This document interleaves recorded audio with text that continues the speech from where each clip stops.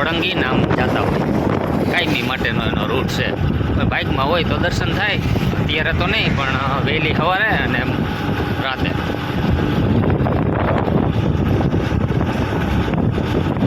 વરસાદ થઈ ગયો અને બધું લીલું છમ થઈ ગયું.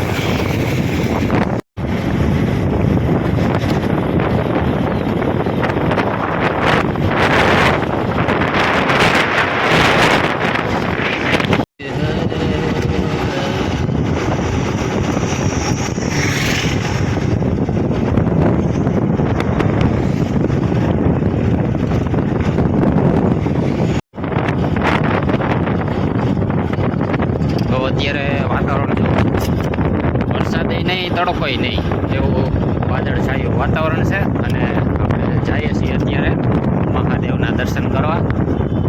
વિડીયોમાં બન્યા રહીજો, બહુ મજા આવશે. આજે પાદરિયા પહોંચી ગયા છીએ અને અહીંયા જો આ મીટર ગેજ ટ્રેન આવે છે,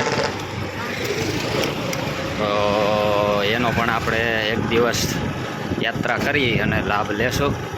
જે છે ને જંગલમાં ધીમી ધીમી એની ગતિ હોય ને મજા આવી જાય એવી ટ્રેન છે. સાસણમાં થઈને જતી હોય તો જાવું આપણે એક દી અને એની પણ મજા લેવું. અને ગિરનારનો સીન જો અત્યારે છે ને, બાકી જબરદસ્ત. હા ગિરનારી, હા સામે દેખાય ને મહાકાળી આશ્રમ છે. ના જોયું હોય તો આપણી ચેનલ ઉપર વયા જાજો, વિડીયો બનાવેલો જ છે. મહાકાળી માતાજીના દર્શન કરજો. સરસ મજાના માતાજીના મૂર્તિ સ્વરૂપે દર્શન થશે. જો આ જગ્યાએથી ને અહીંયા માતાજીએ જવાય છે, આ રસ્તો છે. વિડીયો જોઈ લેજો અને જઈ આવજો. તો જો આ વિજાપુરનું પાટિયું છે, ત્યાંથી જવાય.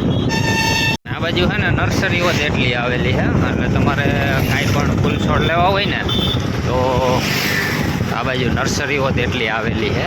હમણાં 3-4 દીથી વરસાદ નથી આવ્યો એટલે બધું કોરું કોરું થઈ ગયું છે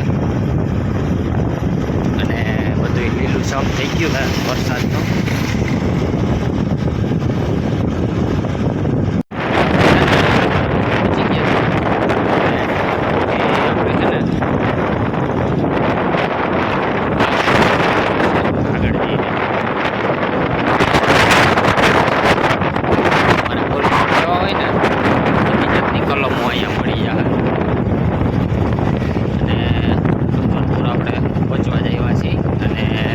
આપણે છે ને આમ જમણી બાજુ વળી જવાનું છે.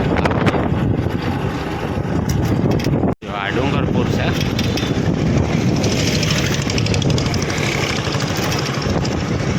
આગળ જતા હમણાં છે ને પાતાપુરનો બોર્ડ આવશે, ત્યાંથી આપણે વળી જવાનું છે. એટલે મહાદેવે પહોંચી જાવ. પાતાપુર ગામ પછી તરત આવી જાય. રસ્તો એટલો ખરાબ છે ને, શૂટિંગ કરવામાં થોડુંક તકલીફ વાળું થાય છે. રોદા બહુ છે, રસ્તા છે ને હાવ બગડી ગયા છે.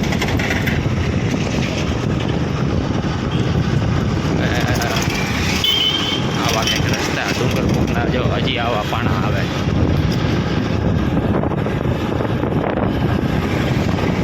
બહુ ખાઈણ હતી પહેલાંની, હવે તો પૂરું થઈ ગયું. ક્યાંક ક્યાંક ચાલુ છે, ક્યાંક ક્યાંક પહેલાં નીકળે. હવે જો સામે વડલો દેખાય ને, ત્યાંથી આપણે વળી જવાનું છે. રોડા છે એટલે હવે કેમેરો બંધ કરું, એ રોડે ચડીને પછી ચાલુ કરી પાછો. ખાલી તમને બતાવી દઉં રસ્તો. જ્યાં ગાડીઓ પડી ત્યાંથી વળી જવાનું છે. આ બાજુ જો પાતાપુર વટી ગયા અને આવો કંઈક રસ્તો છે પાતાપુરનો. ડુંગરપુરથી વળી જાય પછી પાતાપુર માટે જવા માટે આવો કંઈક રસ્તો આવે.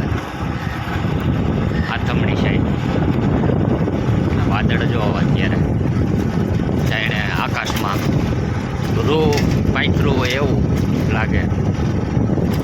ના એ બધું હે ને જંગલ વિસ્તાર જ છે. આ રાતના અહીંયા સિંહ આવી જતા હોય, દીપડા આવી જતા હોય છે ને. બાકી પ્રકૃતિના ખોડે મજા જ એવા રાખે. બધું બધું લીલું સમ થઈ ગયું છે, વરસાદ પડી ગયો છે હરખો છે. આ જો અહીંયા ભેહું ચારે, ગાયું ચારે, તો ઢોર માટે બહુ સારું થઈ ગયું અત્યારે. જ્યાં જાય ત્યાં ચરવા મળી જાય. તો વિડીયોમાં બન્યા રહેજો. મહાદેવના દર્શન કરવાના છે, બહુ મજા આવી છે. સરસ મજાના મહાદેવ છે. હું પહેલી વાર જાઉં છું, તમને હારે લઈને. વિડીયોમાં બન્યા રહેજો. જો નજારો છે અત્યારે.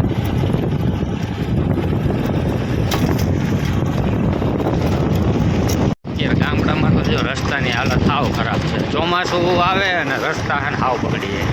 આ પાતાપુરનો રોડ છે આમ તો જો સાવ પતી ગયો. શૂટિંગ કરવામાં છે ને ઘણું લેવું છે, પણ રસ્તાના હિસાબે છે ને લેવાતું નથી. તો પાતાપુર હવે લગભગ આવી ગયું છે. સામે દેખાય ને પાતાપુર ગામ છે. ચાલો દેખાડે એવું છે ત્યાં તો દેખાડી, નકર મહાદેવના મંદિરે મળીએ.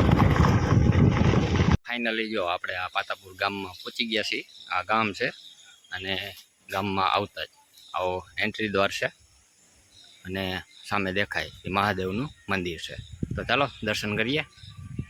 તો આગળના ભાગમાં જો આ રીતનું મહાદેવનું મંદિર છે, કનકેશ્વર મહાદેવ, જે પાતાપુર ગામની અંદર આવેલું છે. તો ચાલો સાથે મળીને મહાદેવના દર્શન કરીએ. અને આ બાજુ ઉડાજલી નદી આવેલી છે, ત્યાં બ્રિજનું કામ અત્યારે ચાલુ છે. હમણાં એ પણ તમને બતાવીશ. હર હર મહાદેવ, મહાદેવ, જય મહાદેવ.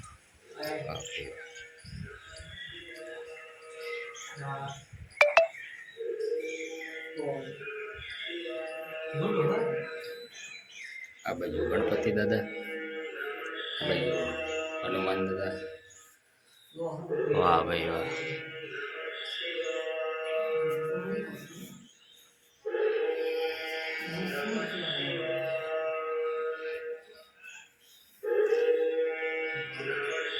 જય ભોલેનાથ. તો આ રીતના મહાદેવ અહીંયા બિરાજમાન છે, કનકેશ્વર મહાદેવ, જેના આપણે દર્શન કરી રહ્યા છીએ. વાહ ભાઈ વાહ. પાછળ માતાજી બિરાજમાન છે, આ બાજુ પણ માતાજી બિરાજમાન છે. વાહ ભાઈ વાહ. જય ભોલેનાથ. હર હર મહાદેવ.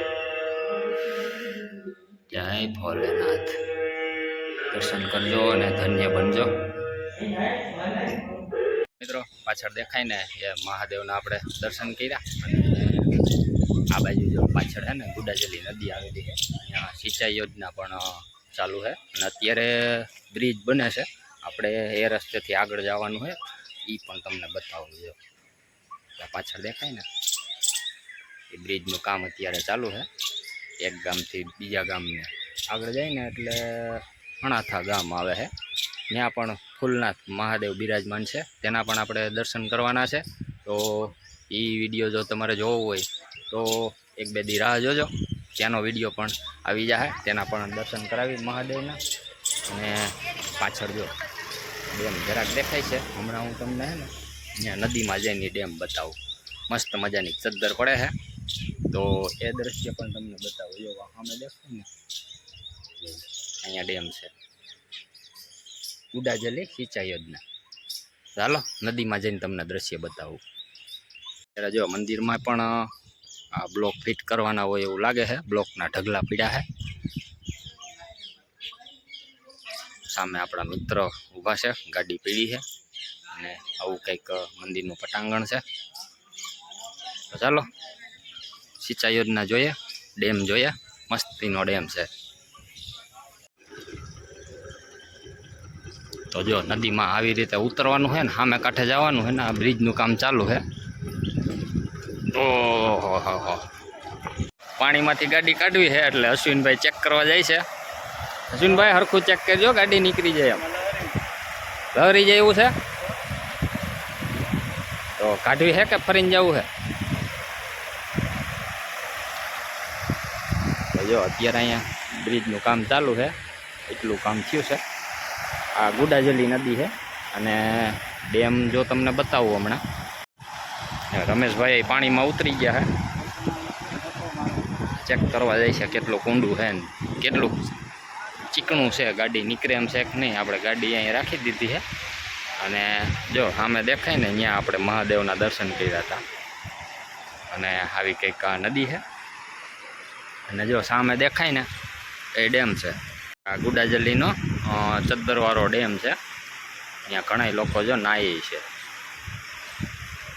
તો જો શક્ય હોય ત્યાં પુગાય એમ હોય ને તો હમણાં તમને ત્યાં જઈને દર્શન ડેમના ત્યાં જઈને દ્રશ્ય બતાવું. અહીંયા અશ્વિનભાઈ રમેશભાઈ ચેક કરે છે અને એક ગાડીવાળા ભાઈ હમણાં અહીંથી ગાડી કાઢી છે એટલે ગાડી લગભગ તો આપણી નીકળી જશે. અને ડેમ જોવો અહીંથી મસ્ત ચદ્દરવાળો ડેમ છે. ત્યાં જવામાં થોડુંક તકલીફવાળું છે, આપણે આગળ જવું છે મોડું થાય એમ છે એટલે અહીંથી તમને બતાવી દઉં. આવો કંઈક ડેમ છે, ગુડાજલી સિંચાઈ યોજના. ચદ્દર મસ્ત પડે છે, વરસાદ પડી ગયો ને અને આવું કંઈક દ્રશ્ય છે નદીના. તો મિત્રો આ વિડીયોની અંદર કેવીક મજા આવી કમેન્ટમાં જરૂર કહેજો અને હર હર મહાદેવ લખતા જજો. તો જો અત્યારે નદીમાં ઊભા છીએ અમે, આવી કંઈક નદીના દ્રશ્યો છે ચોમાસાના. અને અમે જો દેખાય ત્યાં આપણે મહાદેવના દર્શન કર્યા હતા. તો હવે પછી આગળ છે ને ફૂલનાથ મહાદેવ આવે છે, એ ઓજતના કિનારે છે ફૂલનાથ મહાદેવ. એના દર્શન કરવા હોય ને એટલે જો નવા હોય તો આપણી ચેનલને સબસ્ક્રાઈબ કરી લેજો, એટલે વિડીયો મૂકું ને તો તરત તમારા સુધી પહોંચી જાય, નોટિફિકેશન મળી જાય. તો કેવીક મજા આવી કમેન્ટમાં જરૂર કહેજો. તો ચાલો મળશું નવા વિડીયોની અંદર. ત્યાં સુધી બધાને જય માતાજી, જય શ્રી કૃષ્ણ, હર હર મહાદેવ, જય ગિરનાર. તો જો રમેશભાઈએ ગાડી કાઢી લીધી છે નદીમાંથી ને આપણે જો પાયચા ચડાવી લીધા છે અને આપણી ગાડી લઈને ધોરિયામાં થઈને ઓલી બાજુ નીકળવાનું છે. તો અશ્વિનભાઈએ તો ચડાવી દીધી સામે, નીકળી જાય નહીં વાંધો આવે.